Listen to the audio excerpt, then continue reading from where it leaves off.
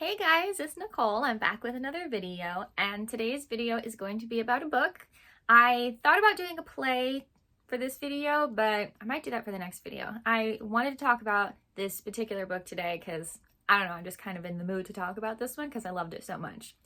But in other news, in case you haven't seen my channel recently or seen any updates of new kinds of videos I've been uploading, I actually uploaded a new video earlier this week on Tuesdays, and they will be becoming a regular thing. I will be uploading a different kind of content every Tuesday mornings. So you get 2 videos a week from me now, Tuesdays and Fridays.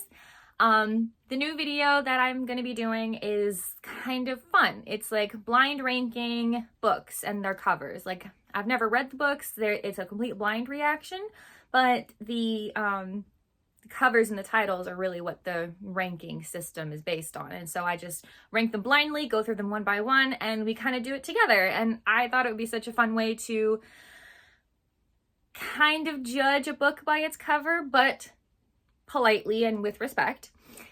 Because if there's anything I try to be, it's respectful. But at the same time, have fun kind of judging a book by their cover. And I think that there's a lot to that because the cover is there for a reason. It's to draw you in, so we might as well judge it respectfully. So I hope you all go check it out. I had so much fun making it, and I can't wait to be making more videos like that. And in the future, I do hope to be making all different kinds of content and testing the water, seeing how things go. For now, that's what I'll be doing. Things are a little chaotic in my life right now, so it's already kind of hard to make sure I have a schedule that I can stick to and make sure I get the videos out on time. So if you're interested, please go check out that video. I enjoyed making it so much, and I can't wait to make more of them. So that being said, let's go ahead and get into the book we're going to be talking about today. So I've been into romance books lately. Obviously, I talk about mysteries and fiction and even nonfiction, and I love so many different genres. And lately I've been into romance books. And I think the reason I've been into romance books lately is because of the new generation of authors that are writing these books. It's almost like they've all been to therapy and then decided to create characters based on a certain trait that needs to be recognized in order to fulfill being in a healthy relationship. And I think that that's pretty cool, you know, because I don't know what romance books were like way back when, but I've heard stories of how they were just basically corn on paper. And I think that these romance novels these days feel a little bit different. I think they're almost like a subgenre of romance. And there's comedy mixed in, so it's a rom-com. But there's something more about the character development in these types of books that I just love. And so the author of the book that we're talking about today is someone I've already talked about twice on my channel. So the book we're going to be talking about today is Book Lovers by Emily Henry. This was probably the 3rd book of hers that I read. Like, I had read the other ones first, and then I saw that this was out, and I was like, well, perfect. I'm a book lover. Let's see what these characters are like. So of course I picked it up for that reason. Love the author. Love Book Lovers. Like, perfect for me. And this is, I think, the type of cover art that either the author prefers or the publisher prefers. It's kind of hard to say because you don't know who gets to make those decisions. But where it's like, you can tell it's like, maybe it's actually drawn, you know, because like the characters, like it looks like it was a drawn, like colored pencil picture, but their facial features are not very distinct. And I think that that's kind of, I don't want to say trending way to do book covers, but I've seen it a lot recently. And I don't dislike it. I think it's interesting. I use that word a lot, but I mean it. So I'm going to go ahead and read the back of the book, and then we'll go into things a little bit more before I talk about what I thought about this book. So it starts off, one summer, 2 rivals, a plot twist they didn't see coming. Shocker, what could it be? Nora Stevens' life is books. She's read them all, and she is not that type of heroine. Not the plucky one, not the laid back dream girl, and especially not the sweetheart. In fact, the only people Nora is a heroine for are her clients, for whom she lands enormous deals as a cutthroat literary agent, and her beloved little sister, Libby. Which is why she agrees to go to Sunshine Falls, North Carolina, for the month of August, when Libby begs her for a sister's trip away. With visions of a small town transformation for Nora, who she's convinced needs to become the heroine of her own story. But instead of picnics in meadows or run-ins with a handsome country doctor or bulging four-armed bartender, Nora keeps bumping into Charlie Lastra, a bookish, brooding editor from back in the city. It would be a meet cute if not for the fact that they've met many times and it's never been cute. If Nora knows she's not an ideal heroine, Charlie knows he's nobody's hero. But as they are thrown together again and again in a series of coincidences no editor worth their salt would allow, what they discover might just unravel the carefully crafted stories they've written about themselves. So obviously, enemies to lovers kind of situation, which I don't know about anyone watching this video, but I do enjoy that. I think that it's a fun kind of trope to play with. So if you like that trope, I really think you'll like the book. So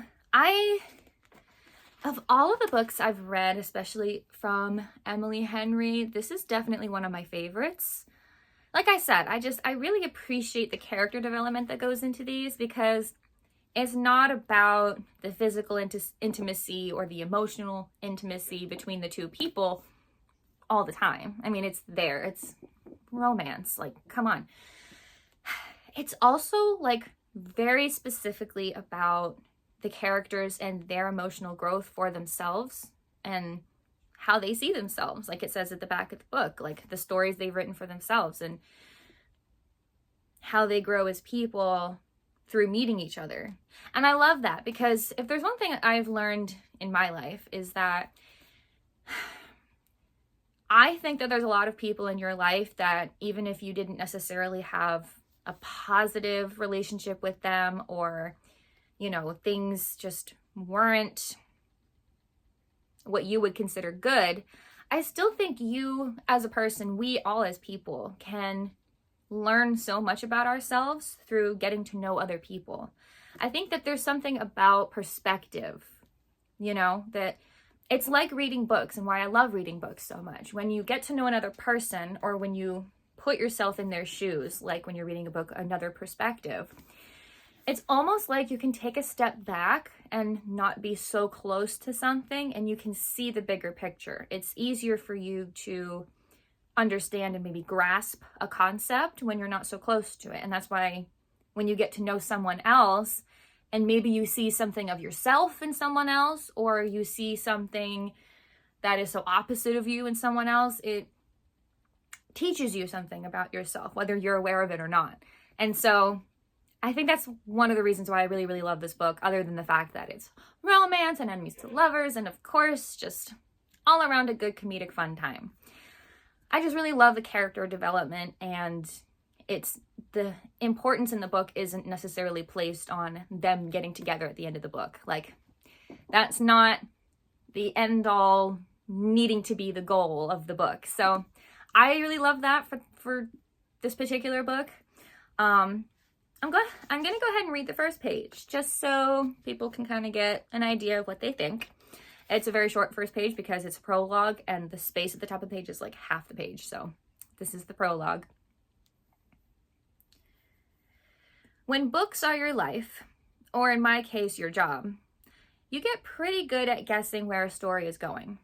The tropes, the archetypes, the common plot twists all start to organize themselves into a catalog inside your brain, divided by category and genre. The husband is the killer. The nerd gets a makeover, and without her glasses, she's smoking hot. The guy gets the girl, or the other girl does. Someone explains a complicated scientific concept, and someone else says, in English, please? The details may change from book to book, but there's nothing truly new under the sun. Take, for example, the small town love story. The kind where a cynical hotshot from New York or Los Angeles gets shipped off to small town USA to run like a family-owned business. And goes into the whole trope of I'm gonna leave my hot thriving business in New York and move to a small town because it's just perfect. And I love when people make fun of that trope. It's very much a Hallmark movie kind of trope, and so that's kind of what she's making fun of right here. So that's the first page. I'm not going to go into more because we're not going to read the whole book in this video, but it's kind of what it sounds like. That's the inner voice of our narrator, the woman character on the cover, Nora. And she's very funny. She has this way of looking at things that, for her, like me, and I think the reason why I related to her so much and liked the book so much is because she reads so much and is so involved in the way stories are structured that she starts to see those structures in real life. She starts to be like, oh, you know, I'm not the heroine of this story. Or when the guy gets the girl, I'm the other girl. I'm not the one. You know what I mean? Like, and so I think I do that a lot too, where I'm like, a trope. So I think that's one of the reasons I really liked her. And that is how a lot of the book sounds, because she's the narrator. I'm pretty sure, because it's been a couple months since I read this book, but I'm pretty sure that we get some of Charlie's perspective. That's the guy. Like, it's like, oh, hey, this is from Charlie's. These are Charlie's thoughts. He's narrating now. I'm not positive, though. I might be wrong. I've been reading so many books lately that I'm like, I can't remember which book has the narrators going back and forth. I think that even if we don't get some of his thoughts, we see a lot of his thoughts from Nora's perspective. And so we get an interesting vision of what Charlie might be thinking, which I think is very accurate, because we're always looking at people going, oh, I know exactly what they're thinking based on their face. And I think a lot of the time that's true, but I don't think it's true 100% of the time. And so I think it's really funny to read the perspective of someone who thinks they know exactly what someone else is thinking, because we get a lot of Charlie's thoughts from what Nora thinks his thoughts are. So I liked that a lot. I thought it was cute. But anyway, that's what the book sounds like. If it's something you think you might be interested in, I do recommend it. It's honestly a feel-good book.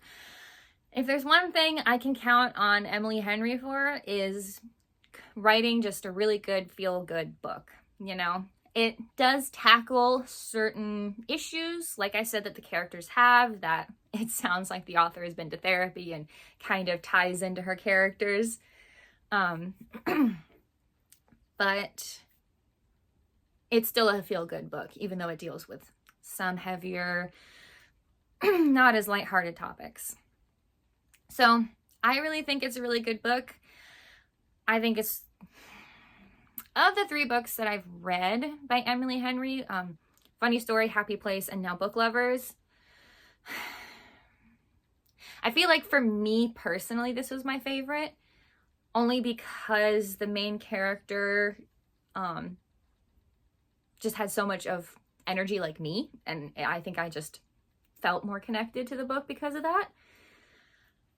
But I do love the other ones. So I think of the 3, this is my favorite, but I still like the other ones. So go read this book. I think you'll like it. I think it's really good. That's all for non-spoilers. I'm going to go into a little bit of some thoughts of mine from the book that do include spoilers. So if you don't want any spoilers, now is the time to end the video. So if you're leaving, thank you so much for watching, but we're going to go ahead and get into some spoilers. So one of the other reasons that this book is so great is because it's not just about the romantic relationships, it's also about the other relationships that the characters have in the book. And one of the really beautiful things that we see in this book is the relationship between Nora, the main character, and her sister Libby, who is mentioned on the back of the book. Because Libby is the one that convinces Nora to go to that small town, which was like, there's like a new book out in this universe, in the books world, that centers around this small North Carolina town, and it sounds so, perfect, idyllic, and everyone just wants to go there. And no one's ever heard of it before the book came out. And so her sister Libby is like, can we please go? I need a break. She has 2 kids, 1 on the way, and she's exhausted and needs a break and wants a sister trip. And so her and Nora go. And of course, as Nora keeps running into Charlie, it's fun for Libby because she kind of gets to live vicariously, because she's like married and a mom and doesn't really have that part of her life anymore. So it's fun for her. And then we also see Nora getting to live vicariously through Libby, because Libby does have a husband and kids and Nora doesn't have that. And so there's other things that come into play with them as sisters, and how they've been so frustrated with each other because they recently lost their mom, and their mom was all they had. And so it's just the 2 of them now. And so they're trying so hard to be the perfect sister for each other, but there's a lot that they're suppressing and hurting themselves and each other in the process, because they're not talking about and dealing with what's bothering them about each other. And we do get some resolve in that, actually. And it's a work in progress, which I love, because if there's one thing it's like the end of the movie is like, I know I should have talked to you about this, and I'm sorry, but here, I've talked about it, and our problems are over. And that's just not how real life works. You can talk about problems and bring them up with the people in your life that you have a relationship with, but that doesn't mean that it's going to go away as soon as you talk about it, and that's realistic to me. And so I really, really loved reading the relationship between the 2 sisters, and how it wasn't going to be perfect, and how they pissed each other off, but at the same time, they're like, yeah, we just got to take a lot of the pressure off of ourselves here, because I know that we only have each other, but we can't keep doing this to ourselves. And so it's a work in progress at the end of the book. And so I love that, because, you get kind of tired of talking about, oh yes, I love this book because the romance is so amazing, which it is. So it's nice to have another aspect of the book that just makes you feel good. I think that's why I call it a feel-good book. But anyway, the other thing I like to talk about would like to talk about, is the relationship that develops between Nora and Charlie, because as it turns out, Charlie has Nora's dream job, and Nora is just working at her job because she was determined to never be poor again. And so through their relationship, Nora gets to become the person that she wants to be, the type of job that she wants to have. Charlie is an editor. Nora just wants to be an editor. Like, she works as a literary agent because that's where all the money is. And she was so determined to never be poor again, make sure she could lend money to her sister anytime she needed, because she's the older sister. And when Charlie realizes this, and he decides to step down to become a writer, because that's his actual dream, he didn't want to be an editor, he recommends Nora for the job, which is perfect, even though they weren't together at the end, yet, because they do get together at the end, don't worry. He recommends her for that job, and so she gets the job because he opened that door for her. Because I think that, and if you're in any specific industry, that once you put yourself out there as a specific type of worker, like this is the niche that you're involved in, it's very hard in that industry to get a different kind of job. So if you're not let me put it this way. I am an actor, but I also really loved working with costumes as well. And I loved being a dresser backstage for theater. But I decided not to go into costuming, because once the theater community sees you as a dresser or someone in costuming, they're like, oh, great, that's who we think of for that. They don't think of you as an actor. And so you can audition, and that's great, but it's not like, it might hinder you is the point. You know what I mean? And so that's kind of the same thing here. She was hindered because she was only seen as a literary agent. And then he opened that door for her. And I love that so much, because obviously it showed how much he loved her, but it also showed how much he knew her. He knew that unless the opportunity was going to completely fall into her lap and shove itself into her face, she wasn't going to go for it because she was so determined to make all the money she could. And the money was slightly less, but not by much. And so I really loved that because it really showed how much he knew her and therefore loved her. So yes, there are some spicy scenes in the book. I don't remember how spicy they get because I feel like there's a scale. It's like insanely spicy and they kiss once or twice. You know what I mean? I think it's somewhere in the middle. I'm going to go with somewhere in the middle. I don't remember this being a very spicy book, but it's still good. I don't know how anyone watching feels about that. That's not why I picked up this book. It's there and I'm like not going to hate it, but it's not why I picked up this book. So if you like it or don't like it, I think it's kind of in the middle of really spicy and just a kiss. So those are my thoughts on this book. I would read it again, and I do think that anyone who likes romance, comedy, relationships being healed, and character development, I think you'd like this book. I think it's definitely something you would really like. So go check it out. I cannot recommend it enough. But if you've watched all the way through, thank you so much for watching. This is such a fun thing for me to do. I am just bombarded all the time with actual work to do.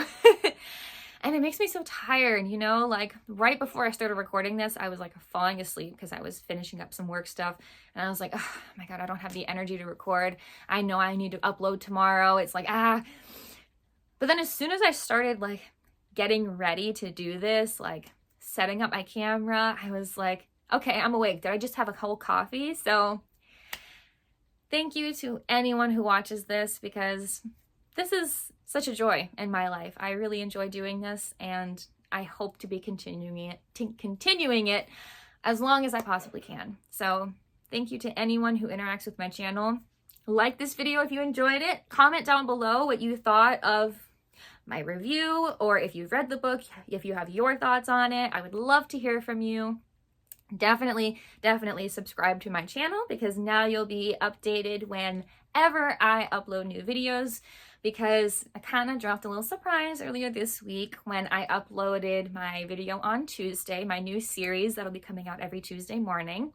So subscribe and you'll get notified every time that I do that, and you'll get to see all the kinds of content I put out and life will be good. So please go ahead and do that, and thank you all so much for watching, and I will see you in the next video.